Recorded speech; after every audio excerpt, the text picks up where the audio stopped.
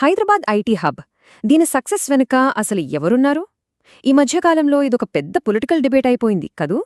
సరే, ఈ విశ్లేషణలో మనం ఆ వాదనల వనుకున్న హిస్టారికల్ ఫ్యాక్ట్స్ ఏంటో ఒక్కసారి లోతుగా చూద్దాం. హైదరాబాద్ ఐటీ సక్సెస్ క్రెడిట్ను ఇప్పుడు కొందరికి ఇవ్వడం కరెక్టేనా? లేకపోతే ఇది కేవలం ఈ రోజుల్లో జరుగుతున్న ఒక పొలిటికల్ క్లేమా? ఈ ప్రశ్నకు సమాధానం మనకు చరిత్రలోనే దొరుకుతుంది. ఒక వాదన ప్రకారం ఈ క్రెడిట్ అంతా కాంగ్రెస్ ముఖ్యమంత్రి నేదురుమల్లి జనార్దన్ రెడ్డి గారిదే అంటున్నారు. అసలు ఈ ఐటీ బూమ్ కనపడటానికి చాలా ఏళ్ల ముందే ఆయనే దీనికి పునాది వేశారని చెబుతున్నారు. కాని దీనికి పూర్తి భిన్నమైన వాదన కూడా ఉంది. 1995 తర్వాత చంద్రబాబు నాయుడు వచ్చినప్పుడే అసలు సిసలైన మార్పు మొదలైందని, ఇప్పుడు చెబుతున్నదంతా చరిత్రను వక్రీకరించడమేనని గట్టిగా వాదిస్తున్నారు. ఈ వాదనలు, ప్రతివాదనల మధ్య అసలు నిజమేంటి? అది తెలుసుకోవాలంటే మనం ఒపీనియన్స్ని పక్కన పెట్టాలి.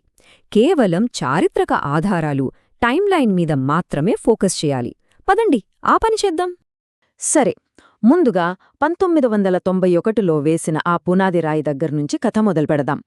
నేదురుమల్లి జనార్దన్ రెడ్డి గారికి క్రెడిట్ ఇవ్వడానికి ఇదే మెయిన్ రీజన్గా చూపిస్తున్నారు.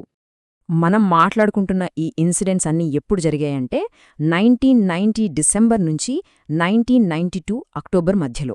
అంటే కేవలం 22 నెలల టైం పీరియడ్. ఇంత తక్కువ టైంలో ఎంతవరకు ప్రోగ్రెస్ సాధ్యమనేది ఇక్కడ చాలా ఇంపార్టెంట్ పాయింట్. ఈ 22 నెలల టైంలో జరిగిన మేజర్ యాక్షన్ ఏంటంటే, మాదాపూర్లో రాజీవ్ గాంధీ టెక్నో పార్క్ అని ఒకదానికి ఫౌండేషన్ స్టోన్ వేశారు. ఈ ఒక్క సంఘటన ఆధారంగానే ఆయనే ఐటీ హబ్ సృష్టికర్త అనే వాదన మొదలైంది. ఇక్కడే అసలు పాయింట్ వస్తోంది. ఒక ఫౌండేషన్ స్టోన్ వేస్తే ఒక ఇండస్ట్రీని కట్టేసినట్టేనా? రికార్డ్స్ చూస్తే ఏం తెలుస్తోందంటే, ఆ పునాదిరాయి తర్వాత అక్కడ ఏ పని జరగలేదు. ఒక్క ఇటుక కూడా కదల్లేదు.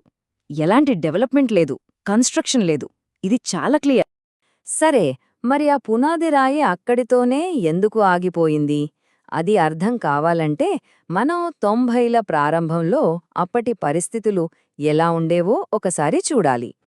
ఈ స్లైడ్లో ఉన్న ప్రశ్న చూడండి. కంప్యూటర్లు మనకు కూడు పెడతాయా? ఇది అప్పటి జనాల మైండ్ సెట్కి అద్దం పడుతుంది. కంప్యూటర్లు వస్తే మా ఉద్యోగాలు పోతాయనే భయం ఉండేది. ఐటీ అంటేనే ఒక రకమైన అనుమానం, వ్యతిరేకత. దేశవ్యాప్తంగా కూడా పరిస్థితి పెద్దగా భిన్నంగా ఏమీ లేదు. ఐటీకి ఒక క్లియర్ పాలసీ లేదు, దానికొక మినిస్ట్రీ లేదు, సెక్రటరీ లేరు. అది కేవలం ఒక ఐడియా స్టేజ్లోనే ఉంది తప్ప ఒక కాంక్రీట్ ప్లాన్ అయితే అస్సలు కాదు. ఇలాంటి టైంలో స్టేట్ లెవెల్లో పెద్ద మార్పులు తేవడం ఆల్మోస్ట్ ఇంపాసిబుల్.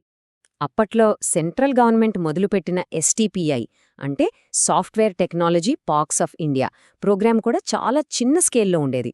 హైదరాబాద్లో అయితే ఒక చిన్న ప్రైవేట్ బిల్డింగ్లో మొదలైంది. దాని వెనక పెద్ద విజన్ ఏమీ లేదు.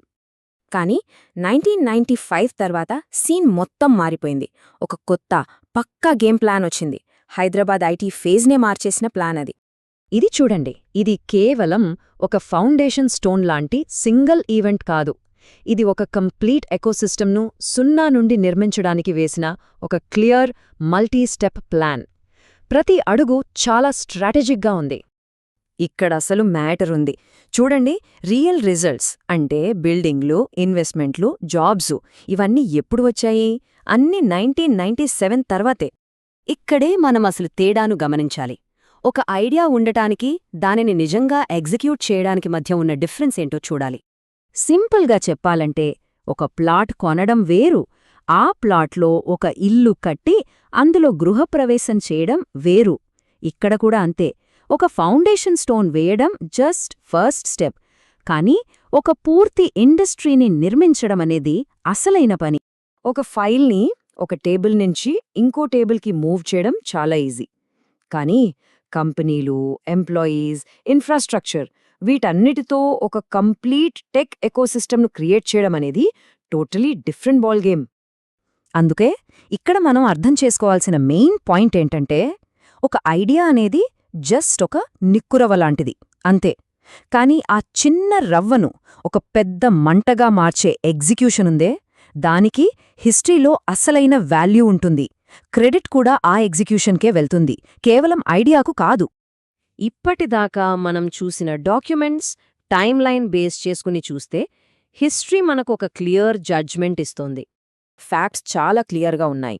ఒకరి హయాంలో టెక్ పార్క్ అని ఒక ప్రిలిమినరీ ఐడియా వచ్చింది. కానీ ఇంకొకరి హయాంలో ఆ ఐడియాను ఒక సిస్టమాటిక్ ప్లాన్తో భారీ స్థాయిలో ఎగ్జిక్యూట్ చేసి హైదరాబాదును నిజమైన ఐటీ క్యాపిటల్గా మార్చారు. ఈ కంక్లూజన్ అనేది ఏ రాజకీయ పార్టీకి సంబంధించిన ప్రమోషన్ కాదు.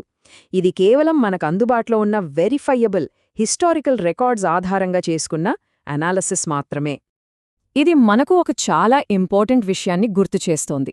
చరిత్రను మార్చలేం, కాని దాన్ని మనకు కావాల్సినట్టు వక్రీకరించవచ్చు. అందుకే ప్రస్తుత రాజకీయ కథనాలతో సంబంధం లేకుండా అసలు ఫ్యాక్ట్స్ ఏంటో తెలుసుకోవడం ఎప్పుడూ చాలా ముఖ్యం.